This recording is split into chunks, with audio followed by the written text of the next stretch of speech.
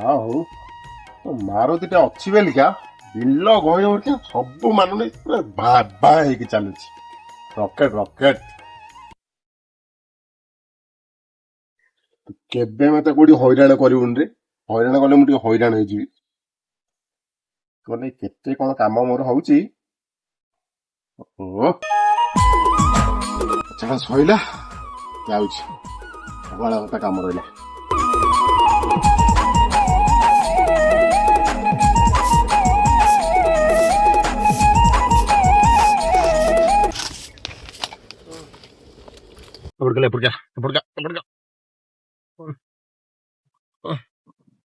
କଣ ଖାଇଥିଲୁ ସକାଳୁ?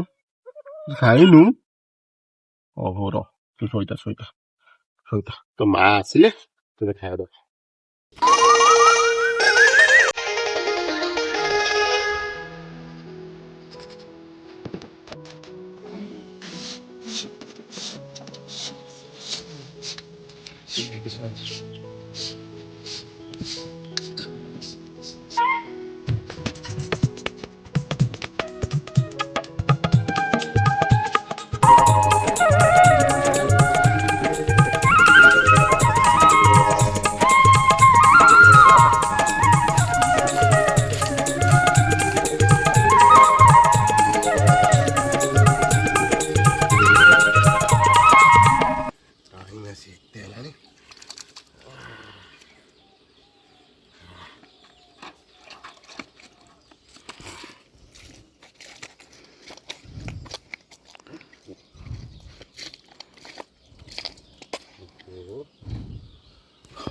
ଯାଉଛି ଖାଇବା ପାଇଁ ଆଜି ଭୋକ ଜୋର କଲାଣି।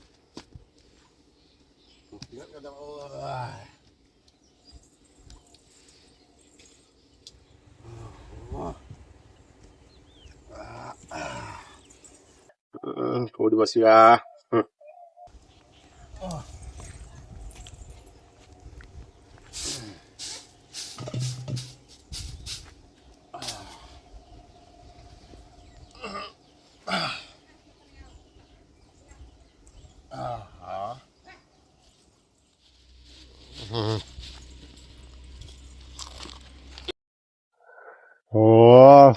ହାଙ୍କେ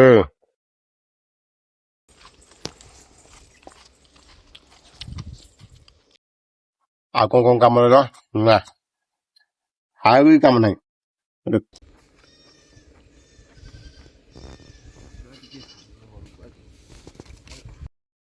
ଆରେ ମଦନା କଣ କରୁଛୁ କିରେ?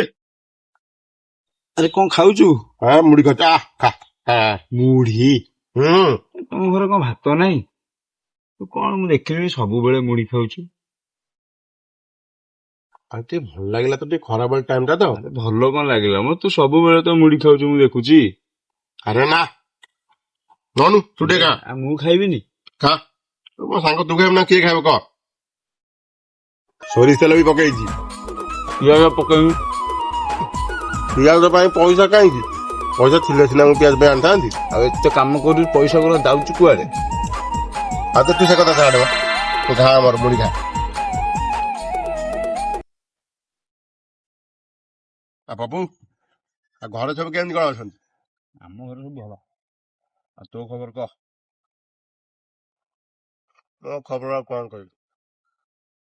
ମୋର ତ ଜାଣିଥିବୁ ତ, ସକାଳ ହବ ଗାଈ ଗୋରୁ ସଫା କରି ସେପଟେ ଯାଇ ଗାଈ ଗୋରୁ ସଫା କରିବାର ଅଛି।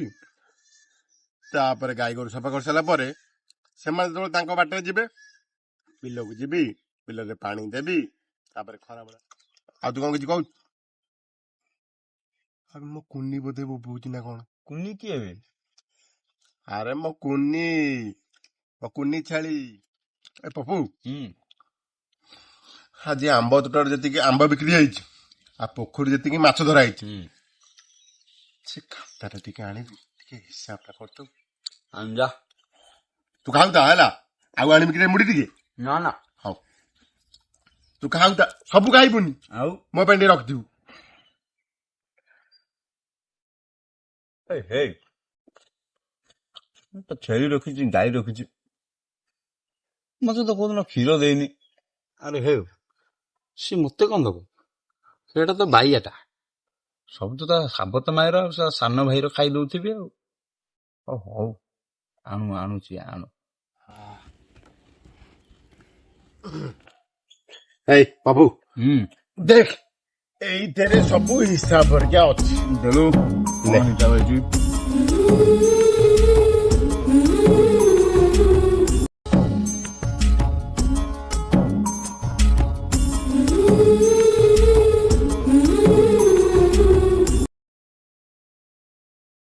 ଆରେ ହେଇ, ହଁ ତୋର ଏଇ ବର୍ଷର ମାଛ ଚାଷ ହଁ ଆଉ ଆମ୍ବ ମିଶିକି 1,77,070 ପଇସା ବାହାରିଛି। ଲାଭ? ଏ ମା ଆସନ୍ତୁ ତାକୁ ସବୁ ହିସାବ ଦେଇଦେବି, ସେମାନେ ଖୁସି ହେଇଯିବେ। ମାକୁ କଣ ପଇସା ଦବୁ? ତୁ ନିଜେ ରଖୁନୁ। ମୁଁ ପଇସା ରଖି କଣ କରିବି? ଆରେ ବୋକା, ଆଗକୁ ପୁଣି ତୁ ବାହା ସଂସାର ହବୁ, ପିଲା ଛୁଆ ହେବେ, ତା କଥା ଟିକେ ଭାବ। ମତେ କିଏ ବାହା ହବ ଯେ? ମୋର କଣ ଦେଖି ବାହା ହବ? ଆବେ ମୋ ଆଗରେ କିଛି ଅଛି ନା ପଛରେ କିଛି ଅଛି? ଏଇ ଚାଳିଆ ଖଣ୍ଡେ ମା ମତେ ଦେଇଛନ୍ତି, ଆକୁ ଦେଖିକି କୋଉ ଝିଅ ବାହା ହବ କି ରେ? ସେଇଥିପାଇଁ ତ କହୁଛି ତତେ, ଯେତିକି ପଇସା କମଉଛୁ ପଇସା ସବୁ ତୁ ରଖ, ଗୋଟେ ନୂଆ ଘର ତୋଳ। ନାଇଁ ରେ ପକା, ମୋର ସେ ଲୋଭମାୟା ସଂସାରରେ ବସିବା ଦରକାର ନାହିଁ। ମୋର ସକାଳ ହେଲେ ଛେଳିକି ଖାଇବାକୁ ଦଉଛି, ଗାଈ ଗୋରୁଙ୍କୁ ଖାଇବାକୁ ଦଉଛି, ଖରାବେଳେ ହେଲେ ମୋର ବିଲକୁ ଯାଉଛି। ମୋର ଦରକାର ନାହିଁ। ମା ଆସନ୍ତୁ, ତାଙ୍କୁ ଏ ପଇସା ତିକ ଦେଇଦେବି। ମୋର ଏତେ ଗୁଡା ପଇସା କଣ ହବ? ମୁଁ ଦେଇଦେବି। ଆରେ ତୁ ମୋ କଥା ବୁଝୁନୁ ରେ। ନା ମୋର ପଇସା ପତ୍ର କିଛି ଦରକାର ନାହିଁ। ମା ଆସନ୍ତୁ, ତାଙ୍କୁ ଏ ହିସାବ ଛା ଧରେଇ ଦେବି। ହେଇ ତ ସତରେ ବାଇଆଟା, ମୁଁ ଯେତେ ବୁଝେଇଲେ ବି ବୁଝୁନି, ସବୁବେଳେ ଖାଲି ମା ମା ମା ମା। ତାର ଗୋଟେ କଣ କରିବାକୁ ପଡିବ, କଣ ଗୁଣ ଗୁଣ ହଉଛି? ତାର କିଛି ଗୋଟେ କରିବାକୁ ପଡିବ। ପପୁ, ଆରେ ହଁ, କଣ ଭାବୁଛୁ? ନାରେ କିଛି ନାହିଁ। ମୁଁ କହିଲି ମୋ ହିସାବ କଥା ବୋଧେ ତୁ ଭାବୁଛୁ ନା କଣ? ହଁ ଠିକ ଭାବୁଛୁ।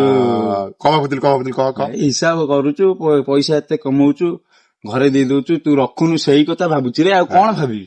ନା ଥାଉ, ଆଉ ତୁ ଆ ଏଠି ବସିବୁ। ହଁ ତୁ ମୁଁ ଠିଆ ହେବି। ହଉ। ଓହୋ, କଣ କହିଛୁ କହିଲୁ? ପପୁ, ହଁ ତୁ ସବୁବେଳେ ମା ମା ହଉନୁ, ସେ ମା ଟା ତୋର ନା। ହଁ, ମୁଁ କଣ କହୁଥିଲି କହିଲୁ, କଣ କହୁଛୁ? ଏ ଏରିଆରେ ବହୁତ ନାଗୁଣୀ ସାପ ବୁଲୁଛନ୍ତି, ହଁ, ତାଙ୍କୁ ଦେଖିଲେ ଜମା କ୍ଷୀର ଦବୁନୁ ରେ। ଆଉ ଗୋଟେ ବାଡି ଆଣିକି ତାଙ୍କ ମୁଣ୍ଡକୁ ପିଟି ପିଟି ପିଟି ପୁରା ଖତମ କରିଦବୁ, ହେଲା? ବୁଝିଲୁ ମୋ କଥା? ହଁ ହଁ ହଁ ହଉ, ହଁ। ହେଠୁ ମା ଆଇଲାଣି, ମା ତୋ ମା ସାଙ୍ଗରେ ତୁ କଥା ହ, ମୁଁ ଚାଲିଲି, ବାଏ। ଯା। ମା ତମେ କେତେବେଳେ ଆସିଲ? ମୁଁ ଏବେ ଆସିଲି ରେ ବା। ଓହୋ, ବସ ବସ ବସ ବସ। ପାଣି ଫାଣି କଣ ଆଣିବି? ନା ନା କିଛି ଦରକାର ନାହିଁ। ମା ଓ ଥରେ ଦେଖ, ଆମର ସେ ଆମ୍ବ ବାରି ହେଲା, ଆଉ ମାଛରୁ ହୁଁ ଟୋଟାଲ ଲାଭ ଆମର ଏଠି କେତେ ହେଇଛି କହିଲ? କେତେ?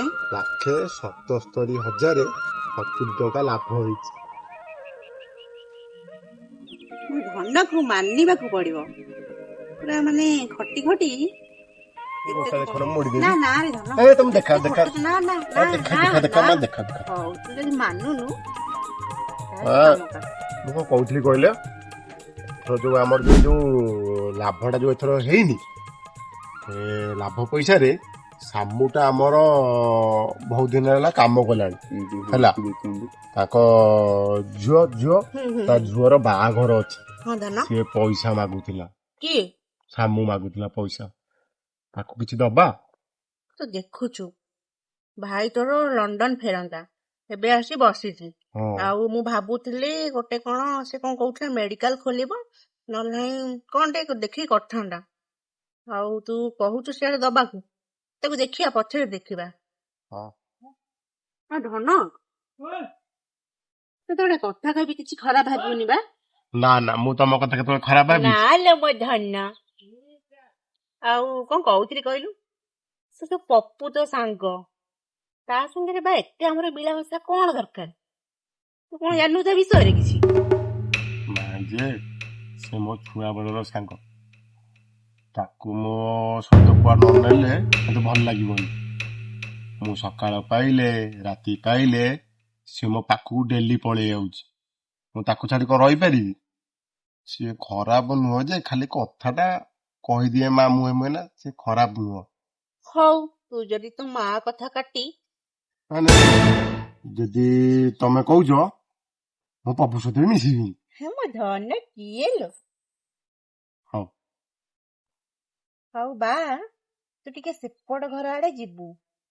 ସାନୁ କହୁଥିଲା ତ ତୋ ସାଙ୍ଗେ କଣ କଥା ଥିଲା। ସାନୁ ହଁ ସାନୁ ମତେ ଡାକିଛି? ହଁ ହଁ ତାହେଲେ ମୋ ଭାଇ ଡାକିଛି ମାନେ ମୁଁ ଯିବି। ହଉ ତମେ ଯିବ ନା ମୁଁ ସାମୁକୁ ପଠେଇବି ଛାଡ଼ିଦେବ ନା ମୁଁ ଯିବି? ନାଇଁ ନାଇଁ ନାଇଁ ମୁଁ ଯିବି। ହଁ ହଉ ମା ପଇସାଟା ମୁଁ ନେଇକି ଯିବି ଭାରି ଯେତେବେଳେ ଯିବି ଆଉ। ପଇସାଟା ତୁ ନେଇକି ଯିବୁ? ହଁ ହଉ ଆଉ ତତେ କଣ କହିଲି? ହଁ ହଁ ବାଗେଇ ସାଗେଇ ରହୁଥିବୁ। ହଁ ଟୋକାଠୁ ଟିକେ ହୁସିଆରେ ରହିବୁ ବା।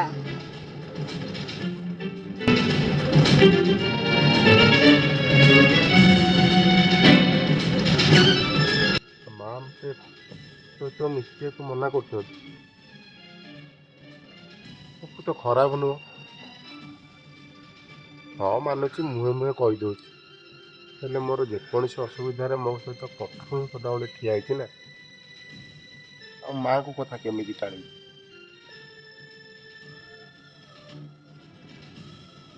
ହଉ ଦେଖିଆ।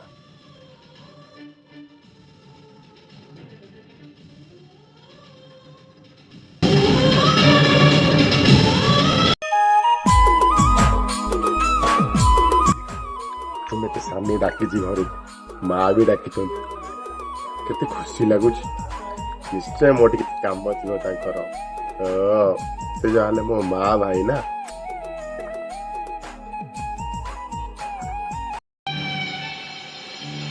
ଓହୋ ମମି ତୁ କାହିଁ ଦଉଛୁ ଲାଗୁନି ଭଳିଆ କାହିଁ ହଉଛୁ? କାକୁ ଧରସିବୁ ନା? ଅରେ କହନି ତୋ ବୋପା ବାଡି ପଡା ଗଲା ତ ଗଲା, ପୁଣି ଗୋଟେ କଣ୍ଟାକୁ ଛାଡି ଦେଇ ଗଲା।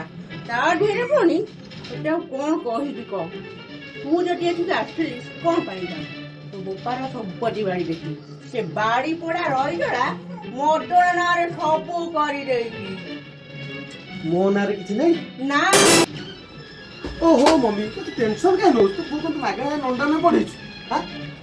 ଆରେ ବା ଆରେ ମଦନଟା ହଉଛି ମୂର୍ଖଟା ସିଏ। ସେ ତ ପାଠ ପାଠ ଦି ଅକ୍ଷର କିଛି ଶିଖିନି। ଟେନସନ କାହିଁ ନଉଛୁ? ତେତେ ତ ସିଏ ପୁରା ଦେବୀ ଭଳିଆ ଦେଖେ। ତୁ ଆସ୍ତେ କି ଯୋଉ ତା ପାଖକୁ କାଗଜଟା ନମ୍ବେଇ ଦବୁ, କହିବୁ ପୁଅ ଟିକେ ମାରିଦେଲୁ, ସେ ପୁରା ମାରିଦବ ଆଉ। ନା ରେ ବା ଆଉ ସେ ଯୋଉ ପପୁ ବାଡିଖିଆ ସାଙ୍ଗରେ ପଡିକି ସେ ଚାଲାକିଆ ହେଲା ଭଳିଆ ଲାଗୁଛି ରେ। କାହିଁକି କହନା, ଆମେ ଯେତେବେଳେ କାଗଜ ପତ୍ର କଥା ଉଠଉଛେ ନା, ଏ ମଦନା ବାଡି ପଡା ଯାଇ ସେ ପପୁ ରହିଜଳା ପାଖରେ ଦେଖଉଛି।